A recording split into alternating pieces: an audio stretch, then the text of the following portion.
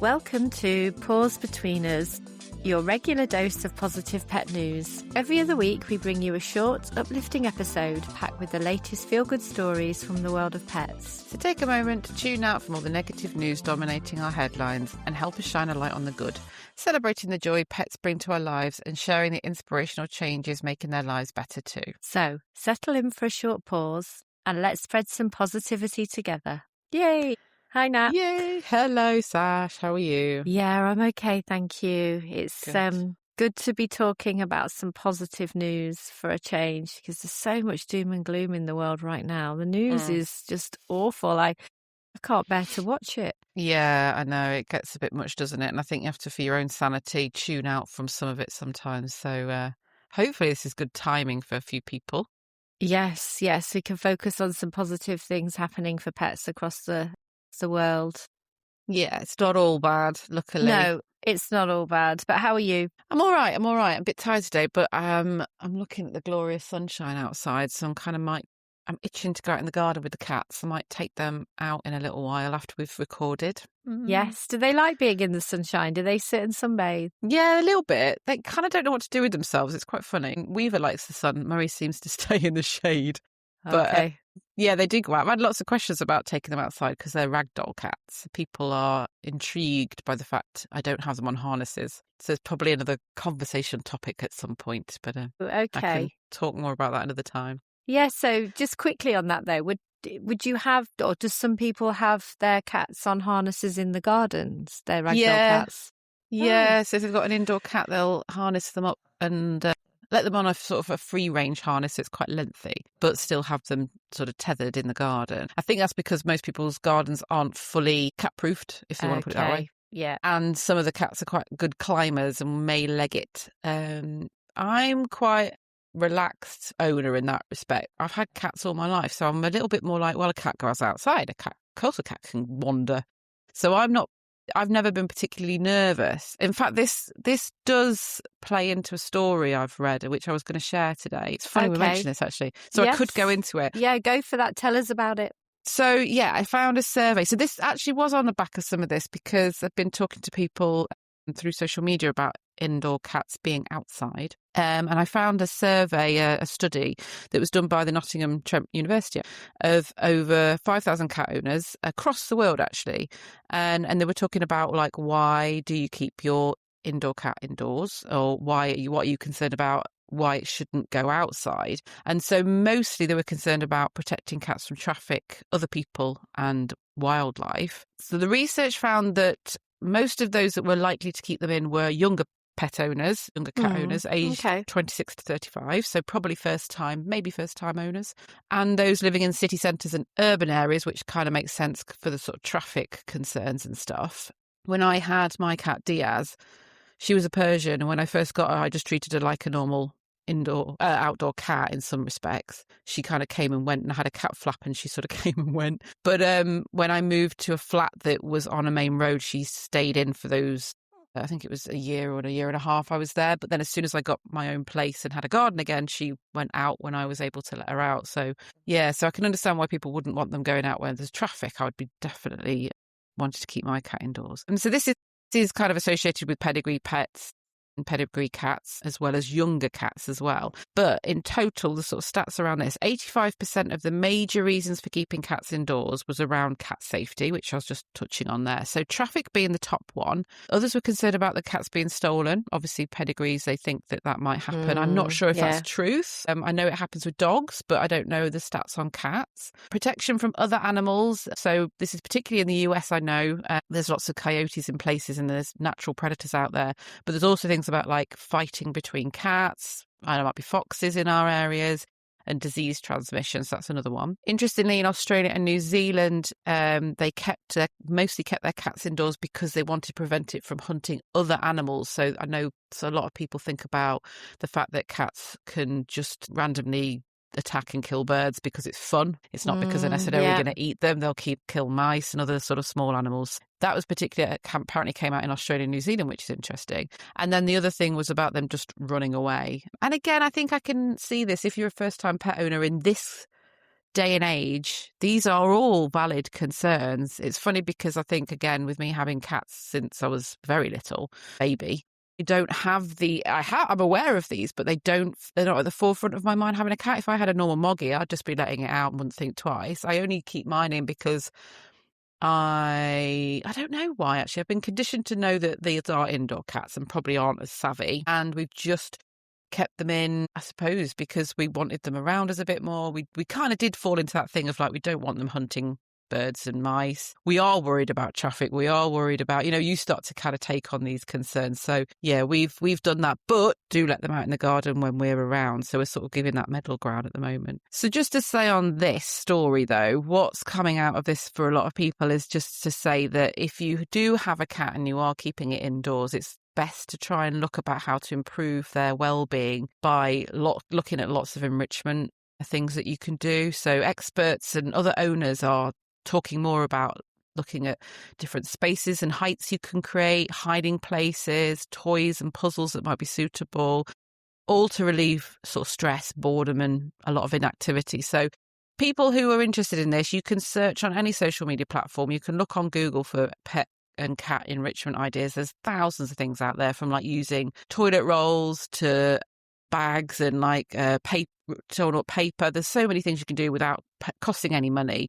So yeah, just to think about that if you're having this indoor cat and you want to sort of just make sure it's having the best life it can have, think about those enrichment ideas and go and search some things out. Yeah.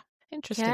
Yeah, it's interesting. And I think some of the fears that you've described are very valid, aren't they? If you're worried about your cat going out and running across a busy road, or there is wildlife. There's a lot of foxes where we live, and they've been quite vocal recently. They make a real noise, really screeching. I don't know if that's like because it's mating season, but possibly, I did wonder the other day, like how the cats are alongside the foxes in our neighbourhood, because there's a lot of cats as well. So I don't know if they can rub alongside each other okay, or whether cats are prey for foxes. I don't know. I think they must. You don't often find like I've never heard of finding a cat that's been attacked in that way, because you'd think with a fox it'd probably go for it. I remember one time when I lived in a flat that had a cat flap, so my cat Diaz went in and out by herself. My boyfriend at the time apparently saw her facing off with a fox. So they were fine. There was no problem. And she came in and out and went about and did all of her things. So I don't think that happens, but I'm sure it's a possibility. I don't know enough. Interesting. Yeah, she's feisty. She was a feisty little girl. Yeah, she was feisty. She's definitely streetwise. Yeah. Good for her. Good for her. Yeah, it's cute. Yeah, interesting. I think the enrichment stuff, like you say, you can do things that don't cost a lot. You just have a bit of creativity, and maybe we can share some other ideas through our social media channels on enrichment. Yeah, and hopefully we'll get a cat behaviourist on at some point who can give us a few more ideas around this and understand cat boredom, particularly for indoor cats, and see if it's a thing and how to combat it. Yeah. Well, interestingly, that leads on to the sort of thing I'd spotted in the news recently around TV for dogs. There is a cat TV. Oh, is there? Yeah. When I saw the headline, I thought, what? There's an actual TV designed for a dog, but it meant the content on the TV. But apparently there's a real boom in TV designed for dogs. Right. For enrichment, but also for relaxation. And I love to sit on an evening and watch some TV with Betty by my side, but she falls fast asleep very quickly, isn't that bothered. And actually the news was saying that scientists aren't convinced that dogs are actually watching this TV for dogs.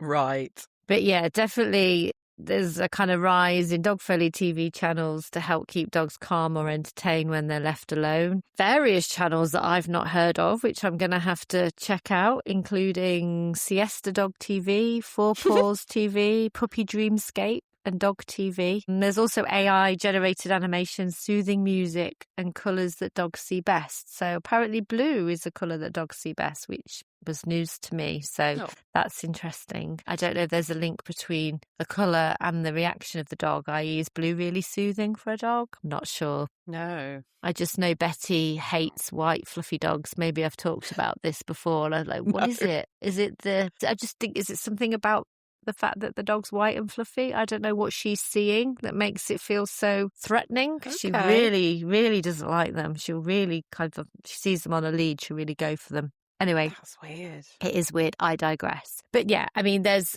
a growing awareness of separation anxiety in dogs, as I've talked about with Betty. And TV for dogs apparently helps with this. But the question is, the dogs actually watch it. So there have been some research studies to look into this. So there was a Queen's University Belfast study, found dogs only looked at screens for about 10% of available time, quickly losing interest, which is what I've seen with Betty. I found a video on YouTube, which is like a dog video where he's got cats or squirrels or whatever running around on the screen. Betty sort of gets a little bit excited initially, barks at the TV, and then was no longer bothered.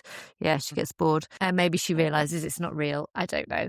But then a University of Glasgow researcher saw only short bursts of attention through the study, but this only involved 2 dogs, so can't really count that one. But there was a larger Auburn University study of 453 dogs, which suggested dogs can have a meaningful object-filled experience when viewing screens. But I think this is based on owner feedback rather than observing the dogs watching the TV. Yeah. So, yeah, I mean, interesting. I never forget this. I think it was when Trump was being inaugurated.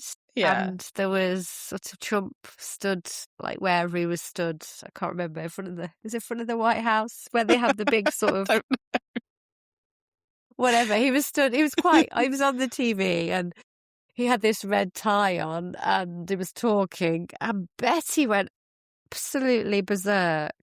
No. I've still got the video, yeah. No. I'll have to share it. Yeah, she went berserk. She was growling and barking. And I don't know what it was, but she really didn't like Donald Trump. So less said on that matter, right? Yeah, but it just reminded me about there's something on the screen involving him, whether it was his tie, his voice. Well, they do say animals can sense deeper meanings in people. Yeah, they can suss people out quite easily. So that's all I should say on that one. Well, funny enough, though, cats do cats TV's been around for a while. Maybe this is the first one where cats are ahead of the dogs in this game, but mine have watched a lot of cat TV sometimes when I'm just sort of thinking, oh, this will be fun, see what happens. And I think maybe the same. They pay attention for a little while, like really like are clawing at the telly, or they'll press their paws onto the screen. But I don't think it lasts very long. They'll probably realise again that it's not real. Yeah. Well, it'll be interesting if in 20 years' time the news headlines are about dogs and cats having too much screen time. We need to limit it to 30 minutes a day. Oh my God, can you imagine? Dogs and cats shouldn't be looking at the screen unless they're like age 3 or over. You know, it'll be interesting to see if animals end up consuming, pets end up consuming TV like children do. But it's funny because Murray was like watching the Winter Olympics this year. He was sat in front of the telly.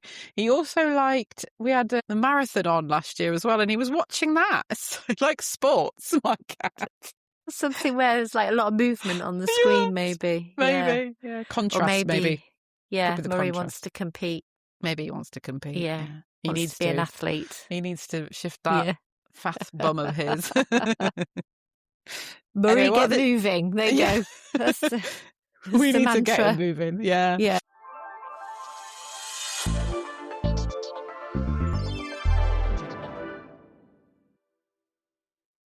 And then just another quick one, which is a really positive advancement for pets and also for pet owners, that there's a new custody law in Brazil. Judges in Brazil have introduced a new law allowing them to grant shared custody of pets when couples separate. So courts in Brazil can now formally decide joint custody arrangements for pets if a separating couple can't agree on their own. And they can also order an equal split of the pet's maintenance costs between both parties. And there's a lot of pets in Brazil, apparently 160 million. The disputes over who keeps the animal when people separate have become increasingly common. And the sort of qualification for this is that the pet must have lived most of its life with the couple who are separating, and no shared custody will be granted if one partner has a criminal record or any history or risk of domestic violence, because we know, don't we, that pets can get caught up in those situations. And Ooh, yeah. yeah. Gosh, that's really progressive. I'm kind of, the few things we've been reading recently, everything seems to be moving in quite a positive way in terms of the laws around pets and kind of their rights a bit more. I mean, obviously it's not everywhere, but the little things we're picking up seem to be really progressive. Yeah, definitely. It's really good to hear, because in the UK, dogs are legally seen as inanimate objects akin to cars, houses, or other personal items, meaning custody cases come down to determining who the sole owner is. But I don't know, if you're a couple, how you would really be able to prove who the owner is. I mean, is it whose name is on the record at the vets, or the microchip details? Yeah. It may just be that there is one person in the couple who tends to take the pet to the vet more often, and therefore their name as default is on those records. Yeah, I have been fortunate enough never to get kind of caught up in something like this, where there has been a big question mark over who gets to keep the pet. It must be quite, it's a very difficult time anyway. And yeah, we don't want the pets to sort of bear the brunt of some of this. So well done, Brazil, is what I would say. Keep it up. So really good to see that. Yeah, because it must be really difficult, and you would hope that the couple can make some arrangements between themselves, but obviously those things don't always happen so smoothly. So if there can be like an opinion, external opinion, without making that decision for helping people to decide what they want to do, I suppose that's a good thing. But yeah, tough. I wouldn't want to be in that position. No, me neither. So yeah, so that's some of the news that we've spotted. Thanks, Sash. This week. Yeah, no, thanks, Nat. Always good to hear. Yeah, it's good. Well, next week we're hoping we're going to be talking chickens, all things chickens. So what makes them a lovely pet? And we're going to learn more about their personalities, because apparently they have lots of personality, which is gorgeous. And maybe sharing a little few tips with a special guest about how you can take care of them. I read this morning as well that the University of Winchester said that chickens make up the third largest pets in the UK after cats and dogs. Can you believe that? Oh, wow. So not rabbits? I did not know that. There's apparently millions of owners with chickens these days. So it's becoming quite, I suppose it's maybe because people want to be a bit more kind of eco-friendly and get good welfare eggs, potentially. That's my mother-in-law has her own chickens for those reasons and loves them to bits. And so, yeah, it'd be lovely to hear someone talk about their chickens and kind of what they get from their lovely little relationship with them. Yeah, no, definitely. Wow, I didn't realise that chicken ownership was so huge. No, and mad. I also love a good organic free-range egg. So yeah. Maybe we get a lot from our mother-in-law now, which kind of reassures that's amazing. Me. Yeah, no, that sounds good. It's very nice. Yeah. Well, I shall come round to yours sometime and have an egg. Yeah, a boiled egg. Yeah, anytime, Sash. So thanks for listening, everybody. Hope you've enjoyed our little session, and tune in for the next one.